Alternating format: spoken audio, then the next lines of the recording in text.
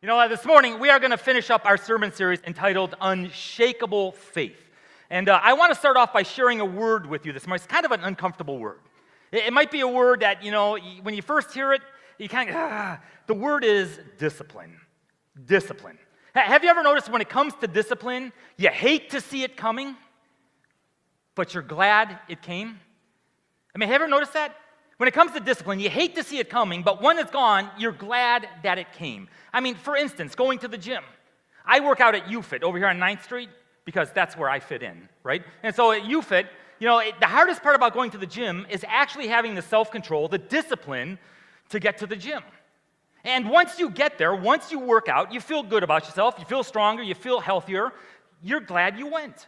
It takes discipline, it takes self-control in order to go. But once you go, you're glad you did it. There's kind of like this love-hate relationship when it comes to self-control, when it comes to discipline. But have you ever noticed, we have a tendency, we celebrate self-control and discipline, don't we? For instance, that time that you forewent the donut, that chocolate-covered donut, you let it go and you ate the apple instead. You felt good about yourself. You exercised some self-control. Now, as I was thinking about this, I do have one regret this past year. Have you noticed how quickly the Girl Scout cookies went away? Seriously. Have you noticed that they were here 1 week, and then all of a sudden they were gone?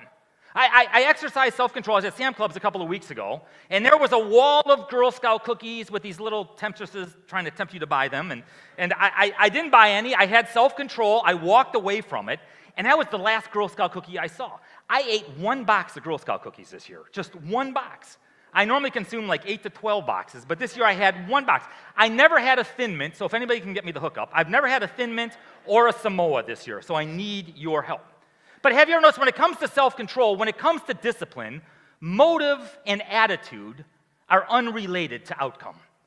This is what I mean by that, okay? If you eat clean, okay, if you eat healthy, you eat clean, you're going to reap all the benefits of eating clean. All right, you're going to have all of the good benefits, whether you have a bad attitude or a good attitude about eating clean.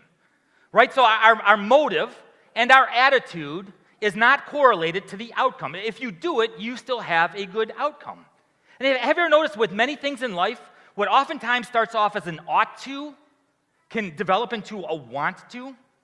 What oftentimes start off as something that you're enduring, you're simply enduring it, becomes something that you enjoy. I know many people who started running.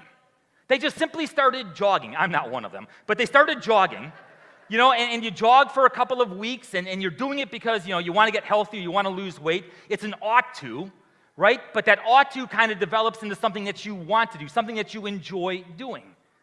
And so oftentimes what starts off as being sheer discipline, a sheer ought to, oftentimes over time becomes a habit, which becomes a lifestyle, which becomes life-changing, and even life-preserving at times. So what starts off as an ought to becomes something that you enjoy, something that's beneficial for you. And here's the rub, though. When it boils down to it, here's the rub. Discipline requires delayed gratification. And you know what delayed gratification is? Delayed gratification is doing what you ought to do now so that you can do what you want to do later.